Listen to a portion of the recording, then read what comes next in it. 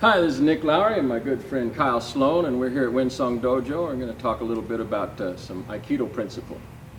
There's a form of connection, or a term that means connection, that we use in Aikido called Musubi. And Musubi, I've come to learn, has a sort of a feel that you can reference to a certain pressure gradient on the human body. So when we're in contact, and we're just making a light brushing contact, we're affecting each other, but not severely. If we have contact and we have a bunch of tension between us and we're both like pulling on each other like a tug of war, there is a sense of connection right there. By golly, we are connected, but it's not exactly what we're talking about. When we make a connection to do Aikido application, we put our hand into place on their body, anywhere on their body, and then we sink into that connection and we create a little sense of connectivity. There's a pressure gradient we're looking for. Now let's move up on this camera slightly. We're going to do it on his forearm, and if you can see, if my finger is just sliding on the forearm, we get very little effect out of him. If I'm grabbing and I'm pulling hard, it'll cause reflex in his body to pull back usually. Yeah, you get all this tug-of-war type effect. But if I take just enough pressure into his body, just into the skin, so that I can take out the slack of the skin, I actually affect his reflex action.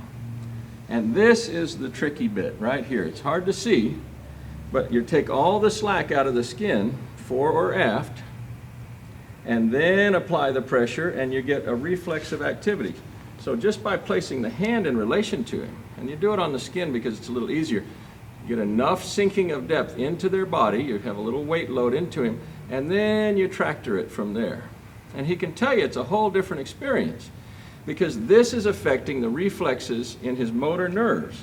When you're just brushing his skin, all we're really getting activated is a bunch of sensory nerves. And when we get locked into some kind of harder contact with each other, or really pulling or pushing, then wow, it's too noisy.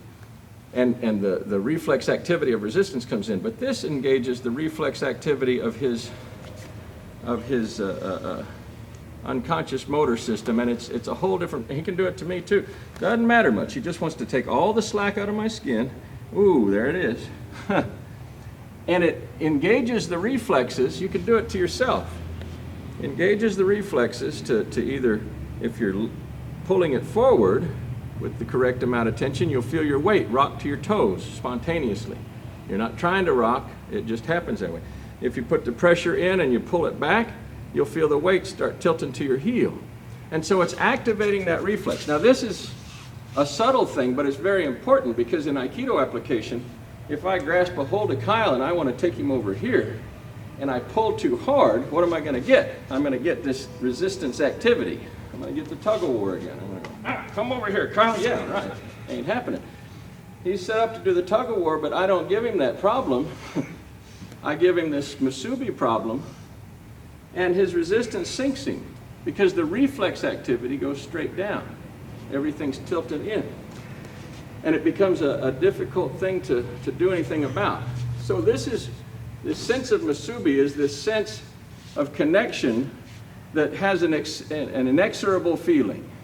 Once my hand is contacted this way, and he establishes this connection with me, and you can do it through their own grip or through gripping them.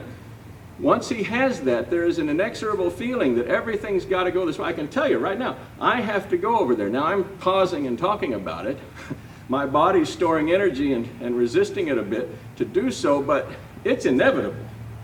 Without some sort of very dramatic activity of my nervous system, I pretty much have to take that step. That becomes a predictable quality to him. He knows it's coming, and it sets him up so that now he's changed the hand. He has the same Musubi, but now it's over here.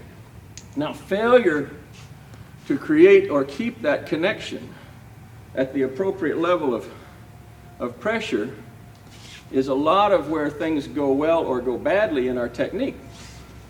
So either we grasp it too lightly, or make the connection too lightly, or we add too much energy into it, or we change the pressure gradient too rapidly from one thing to another. If I have him going and then I let off, wow, he comes right back up. Or if I have him going again and then I add a bunch, Suddenly, he's in a different reflexive system and his posture came back. He can start reacting to me. It's only when I maintain this sense of connectivity and keep the correct gradient on it that he has a hard time ever doing anything but winding up where he's going to have to go. So you want to experiment with each other a little bit, and you want to experiment with yourself and feel that. And as I said before, the best measure of it I've seen so far is that where you take all the slack out of the skin, there's this little elasticity in the skin when you rub back and forth. When you take all the slack out, his nervous system just has to react to that. And you don't have to always go forward. You take the same pressure in and set it back, it puts him to his toes. I mean, not from his toes to his heels. Sets it to the heels. So literally you can Musubi in and then back, and just with just a little dumb touch. I'll do one finger, just one little touch. He's stuck forward, and he's not trying to be nice. He's a very reactive guy. But I'm just alternating. I'm just alternating between pressure fore and aft to redirect his reflex activity to his feet. And so it produces this profound sense of control. It's subtle enough that it's hard for people to get a grasp of, and they don't quite know what the hell's happening to them when they experience it. But with a little bit of practice and a little bit of knowledge, you can go a long way in activating it. Try it on me, back and forth, just so that you're good. Good, yes, right. It's very disconcerting. Creates a lot of kazushi. You get a lot of bang for your buck with this activity. And you'll find that over time, you can practice it with just about any contact anywhere on their body. We learn it on the forearm just because it's convenient for the skin contact. But once you've learned to sink into their center and to direct that energy and stretch that skin, it can be quite disconcerting damn near anywhere you touch them.